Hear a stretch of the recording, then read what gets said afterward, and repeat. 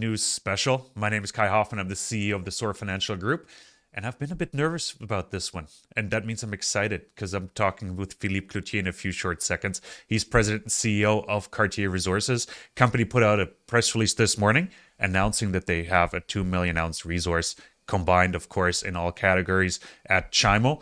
And we're going to quiz Philippe about it. He's going to give us some more context around it, and I'm excited that he's joining us. But before we do that, make sure to follow us on YouTube, follow us on Twitter. And as you know, we do all our interviews live. So turn on the little bell notification as well, and make sure that you have that notification going. That way you get notified when we go live with all our conversations. And can't wait to switch over to Philippe now. Philippe, wonderful. Good morning. Good morning. How are you doing? Well, I'm fine. Ah, fantastic. Like what a great morning to start the day off. Gold is fairly flat, but you put out a great press release. You put out a resource update for CHIMO. It's the third one. Run us through the highlights. Absolutely. Listen, this has been a long time coming. It's our third resource estimate on the CHIMO mine project after 60,000 meters of diamond drilling in 3 years with, directional drilling out, and we drilled on 27 zones, known gold zones, on this past producing gold mine. And basically we've just shy of 700,000 ounces of inferred resources and 1.3 of thousand of indicated and 1.3 of inferred. So that, if you want to add those up, that's just north of 2 million ounces combined on this past producing CHIMO gold mine. I think it's excellent news because it's right by the highway, accessible to the Val-d'Or mining camp infrastructure and qualified workforce. Yeah, no, exactly. You made a couple of interesting points, and you combined, and like cheekily, you're not supposed to combine resources in general, right? But so I have a follow up question there for you, like in terms of confidence, right? Because rock stability and all that. It has been a former mine. How confident are you in sort of actually making that statement and converting inferred into indicated? Well, the design of our program was never one to be really tight space and go into measuring and indicate. It was just basically to demonstrate that when they shut this mine down in 1997, it wasn't for lack of ore. They were challenged by an environment or setting that had challenges and economical challenges, and today, we were able to look at the mineralization there. We knew we had very good, so we targeted 27 zones and drilled the depth extension of that in a very tight, prism, about 650 meters north-south, 1.4 kilometers east-west, and from 0 to 1,600 meters at depth. And some programs to show that the gold zones are there and go underground, then you could do the definition drilling. So we have a high level of confidence. We have a bit of an audio, a video internet issue, actually, Philippe. It's not too bad, but you're breaking up just a little bit. So it should be fine. Okay. No, it's not your headset. I think it's just internet stability. How's the weather in Val-d'Or? It's raining, but Okay. Okay. I brought up the graphic actually because you mentioned like what you were measuring, what you were targeting with your drilling, and I brought the graphic up that you used in your press release with the table, and might as well, since you were brought up like what you were targeting the upside potential as well from this resource, showcasing that it's not confined to 2 million ounces, and our viewers can see that graphic right now. It's also in the press release. I just took it out of there, but maybe you can tell us a bit like what are we seeing there? Where's the potential? Absolutely. First thing people will notice is the shaft and the various drifts. There's a shaft going down to 920 meters. There's 7 kilometers or 7,000 meters of drifts over 19 levels. And that gives you access to the north corridor, the south corridor, and the central corridor. And you will see that on the north and the south gold corridors, that was tested down only to about 500 meters. So there's room to grow on those 2 corridors. And in the central gold corridor, you'll see that we tested the main plunge of the deposit plus the discovery of the new eastern lens, and that can still grow beneath 1500. And then there's the indications of a third lens between the two ones that are indicated on the central panel, and that is wide open. So this can continue growing by drilling, but we feel that we've done enough heavy lifting. So that addresses your growth potential. And so listen, we've got on our Benoit project, and at any time, depending on market demand, we could potentially bring this back to CHIMO. Yeah. No, and in the graphing, and our viewers probably saw that as well, you used a cutoff grade of 1.5 grams and 2 grams. Mm-hmm. And, it's like my thought as an investor, you go, it's like you don't know much of geology. You probably don't know the neighbors in the area. It's like, underground mine with 1.5 grams, 2 grams cutoff. That is fairly low. But like, can you put that in context for us? Because it seems like, and I've noticed that in conversations with others, sure, that seems to be a stumbling block for many, right? Sure. So, well, absolutely. Listen, take, for example, Agnico's Gold X mine. Their cutoff grade is 0.9 grams per ton, and they're mining 1.5 grams per ton at a current depth of 1,500 meters below surface. They're hauling 7,500 tons per day from their shaft. So it's not something that's not doable. It's currently being done. And then there's Young-Davidson over in Ontario that are going to be doing some low-grade bulk mining underground as well. So the general rule of thumb in our industry is you have to target at least twice or 2.5 times what your cutoff grade is going to be. And we've nailed that on this resource assessment at CHIMO.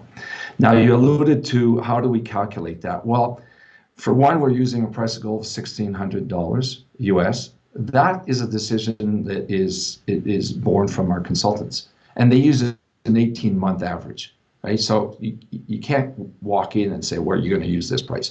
They've used an 18-month average, and we did the same thing for a Benoit resource estimate, and they came up with $1,600 US gold. And for the cutoff grades, well, we ran simulations, and we were seeing that for the north and the south to establish a 2 gram per ton cutoff, well, that could be accommodated for a price of gold as low as $1,250 US. And since we're using 1,600, there's a large margin there, so that was acceptable. And the 1.5 gram per ton cutoff in the central, well, as long as the price of gold is over $1,150, that can be mined. So you can see here, and you can't have it both ways. If you use a low price of gold to establish a resource and then turn around and use a high price to calculate your NPV on the PEA, you let the people with the practitioners, engineers, and resource estimate people pigeonhole those numbers. And we have to address that one. I wouldn't say it's not an issue, like the delay. Like you promised us the resource in January, and like we've been waiting, of course. Yeah. But and you worked to get it up to CIM standards, right? Best practice standards. Yeah, I'll give us a bit of a color around that. Yeah. Absolutely. In November 2019, the Canadian Institute of Mines put out an 80-page report, best practices guidelines, where they're saying, well, the spirit of the resource estimate process is that there has to be a reasonable prospect for economic extraction. So not only do the practitioners have to measure an inventory of ounces, but then they have to wrap their heads around the fact, well, can I actually mine this? So if you have a little pocket of mineralization that you can't see in time that you're going to drift out there and mine it, well, you have to cut it out of the resource. And so that reasonable prospect of economic extraction actually gives more robustness and reliability on the new resource numbers that are appearing nowadays. So it was proposed in November 2019, right, just before Christmas 2019 or New Year's 2020. Then COVID hit, and so these practitioners got this report, and they tried to wrap their heads around how are they going to apply it sort of uniformly across the industry. And by 2021, it was in full force, and we were one of the guinea pigs. And so, fine. our signature has always been, shoot for the most robust and reliable number. Sure, we've had some fist pounding on the table, but with the results presented this morning, we're absolutely not ashamed. That it fully benefits the project and adds to its credibility and credentials in capital. Oh, for sure. And glad we waited a few extra days to have that certainty, right? So that's perfect. For sure. Let's talk about next steps at CHIMO. Like there's some work in progress, obviously. So what is upcoming for CHIMO? What are the next steps there? Okay, next steps are delivering the independent engineering reports or mandates that we had initiated. In September last, we did the shaft haulage capacity report.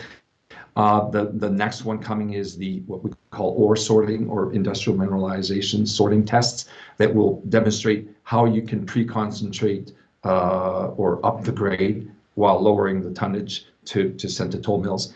And then there's the mine scheduling and the stope design that is due to come in after that. Well, all of those engineering reports, fact resource estimate, well, that's the PEA. So that's what we're going to be working on. Is it going to be a joint effort with our engineers and other consultants, or is it just going to be the engineer? That's going to be determined in short order, and that's going to be the price tag event for that project. So there's still engineering reports, there's still the PEA, so there's still news flow on CHIMO. What's the timeline for the PEA? Do you have a rough date in mind that you're going to publish it? Listen, I tried that with the resource estimate.